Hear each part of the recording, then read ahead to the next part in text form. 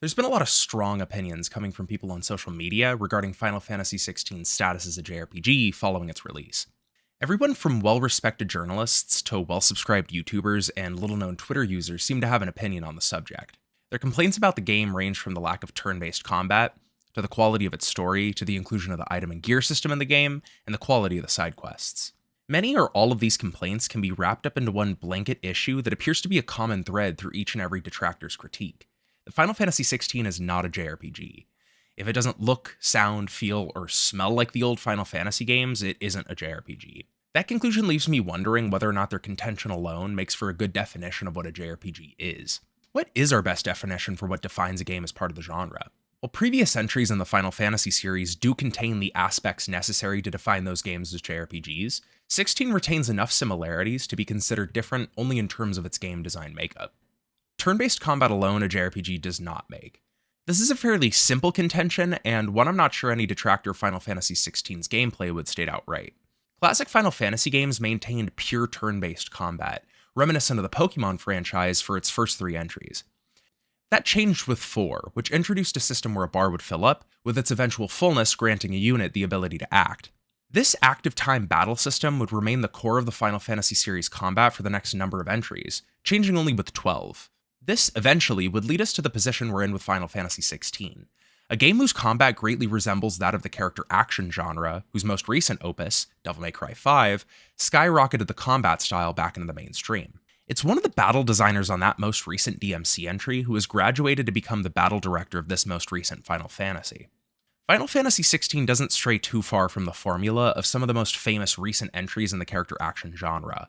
Avoid getting hit as you create flashy new combos to take out enemies with. Of course, that description doesn't capture the full scope of what exactly a character action game is, though it's one that's accurate in describing Final Fantasy XVI's gameplay. This combat system removes 2 major gameplay components upon which previous entries in the series hinged: the party system and the class system. This is shorthand for a system by which you can readily change the abilities and stats of each member of your party. I'm aware that most Final Fantasy games have not had a literal class system. In removing these 2 features, a great deal of player expression is lost. Tied to your ability to, for example, change the job of one of your party members to that of a blue mage was a change in costume, a change in focus with your newfound copy ability, as well as an entirely different pool of magic to utilize in unique ways and level into. To many, the loss of this avenue of expression alone, one that is a vital inclusion in turn-based JRPGs, is enough to kill 16's ability to be considered a real Final Fantasy. Except that gameplay format endemic to the turn-based era is not what makes a JRPG. As Tim Rogers says in his eternal action button review of the Final Fantasy VII Remake, RPGs have never been just about numbers going up. The upgoing numbers always served to hold places for future graphical or mechanical richness. As evidence, look at Final Fantasy IV, V, VI, and VII. All of these games start with a boss that has a don't attack phase. You face a strict damage blast if you attack the boss during that phase. These bosses appear right up front in these games, as though to condition the player to expect tactical depth tied to graphical expression. In older Final Fantasy games and older RPGs, enemies, even bosses, didn't animate at all. Now, suddenly, for the Mist Dragon in Final Fantasy IV, you have to use the graphics of the boss as a clue for guidance of your tactical plan. Also, this seamlessly introduces the philosophical core of the active time battle system, which is that time flows even when you're not making decisions. You can just wait for the boss to come back. So we can see that even as far back as 1991, Japanese role-playing games have been borrowing micro-narrative techniques from action games. Put another way, the numbers on screen within a fight in a Final Fantasy game are simply a fantastical abstraction away from what you're meant to imagine happening in the world. That the strength of one of your player characters is so great that they're able to carry out an attack, quote-unquote, worth a certain number of strength points. 16, on the other hand, just shows that strength through cutscenes and player expression, tied to frenetic action. It also isn't as though 16 lacks the ability for a player to express themselves through combat. Iconic abilities give the player different types of attacks, which allow them to approach combat in unique ways, while also being tied to some unique damage status like a form of elemental damage. Further, the moment-to-moment action in 16 is fleshed out significantly more than any entry previous. Ordering your warrior or warrior type character to attack in earlier entries would net you some quick cinematic where said character would perform some kind of slash attack, the realisticness of which varied by the year the game was released. In 16, you're directly controlling that same warrior style character as you slash down the enemy through lengthy combos. The loss of a discrete party system is a bit harder to concretely wave away, though the presence of supporting characters, in what the game considers to be your party, mind you, which can deal damage and lengthen combos, does showcase some attempt to carry the system forward into this new style of combat design. This party system is also retained, in spirit, through the presence side characters have in cutscenes or otherwise in conversation with the main character. Finally, 16 retains one vital portion of the traditional JRPG vocabulary, the leveling system. Though a JRPG may opt to include a system alternate to earning XP and leveling, having some obvious metric by which you can tell that your character has grown in response to their world is imperative to the genre. 16 retains this, even if the stats you gain from your levels affect your ability to engage in combat differently than they might have in Final Fantasy games previous. Still, there is something that we can glean from the critics' view of how gameplay contributes to defining a JRPG here. That player expression is a necessary component of an entry's battle system. It would not be enough for a player to choose their character's actions from a limited pool of consistently available actions, like punching and kicking in a fighting game or shooting in a bullet hell. Rather, there must be some number of actions which are walled behind some kind of exclusive category of class. Blue mages do the things that blue mages do, and that thing is distinct and unique from what warriors do. In that way, you can have your characters express themselves in unique ways within their environment. Having a metric by which your character obviously grows as they conquer challenges within their world is another important signifier, insofar as 16 has its own form of player expression through its iconic abilities and its leveling system. It too matches this description. Still, this alone isn't enough to consider a game a JRPG. These critics also have a big issue with the side quests in Final Fantasy 16. Side quests in the wide plethora of RPG-style games tend to exist as off-the-beaten-path side goals which are intended to complete as you work towards accomplishing the main goal. These tend to involve NPCs, either by assigning you the side quest through an NPC, or by having you interact with one, or a group of them, in order to complete some kind of simple task that's relevant to their character. The presence of NPCs distinguishes these quests from side content, which occasionally feature interactions with characters, though need not do so. Side quests, which fit into what I've defined, are rare in Final Fantasy games, with the vast majority of these optional goals falling more into the side content category, or being outright minigames with little in the way of story content attached at all. Final Fantasy VII, for example, has its famous snowboarding and chocobo racing minigames, which must be completed once in progressing the main story, but can be played again later on for a higher score. Everything else which might be classified as a side quest, though, sees the player character being driven to some kind of main content gameplay loop by the actions of another character, and being given some reward by said character for completing the area. These gameplay sequences likely would have been put to the game either way, and the character interactions involved are present only to entice the player into completing them. There are Final Fantasy games which break from this rule, namely the MMOs, Final Fantasy XI and XIV, as well as 12. MMOs, quite infamously, contain copious amounts of side goals which fit into the category of a side quest which I have defined. The gameplay goals these quests assign to you tend to be incredibly simplistic, with the action requested of you tending to be nothing more than walking to a specific area and clicking on a prompt to collect an item, killing a few enemies to collect a set of items, or talking to another NPC or set of NPCs in order to report some kind of information. Though you might still be interfacing with the mechanics of the game in order to complete these quests, engaging in combat, talking to NPCs, clicking on shiny pickup prompts in order to collect items, you're not presently rewarded with the advancement of the main plot, or with interactions with the NPCs that the game has so painstakingly set up to be interesting. Instead, you're helping an old grandma down the road deliver the Sunday lunch she made to her ungrateful grandkid on the other side of the town. Final Fantasy XVI has these sorts of side quests as well. Not all of them are the same as the fetch quests we tend to see in MMOs, mind you. Some side quests see you interacting with well-fleshed-out characters as they are affected by some kind of theme or plot device within the main story. Some people, though, complain about the presence of these kinds of side quests at all. We're not on a journey whose emotional impact is aided by the presence of other players as it would be in an MMO, so why not give us nothing but prestige single-player experiences alone, especially ones which resemble something we might have seen in a PS1-era Final Fantasy game? Well, let's look at the way side quests fit into the MMO Final Fantasies.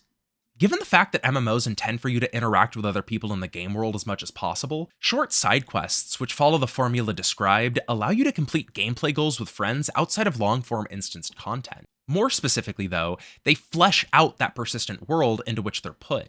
Let's go back to that Tim Rogers quote.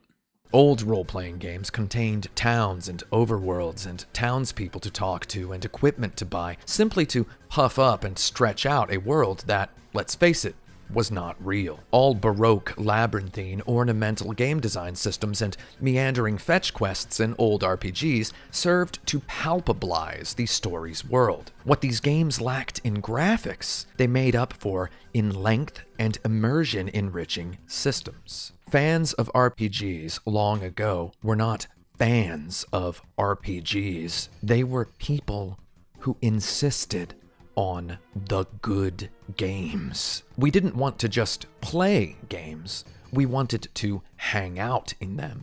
As described, optional content and NPCs flesh out towns by adding a sense of hustle and bustle that wouldn't be present otherwise. By filling these areas with simply written characters who are focused on the way in which events affect life in their town, we're given a sense that these places are really lived in. An MMO then, with its fetch quests, does the same thing, only slanted towards maximizing your interactions with the other players in the world around you. These MMO-style side quests in Final Fantasy XVI accomplish much the same. Gone are the action-approximating numbers on the screen described in Roger's video, as well as the turn-based attacks. Instead, we're given a world which more closely approximates real life, and are asked to explore the world through actions kinetically resembling the ones we might perform while exploring the real world.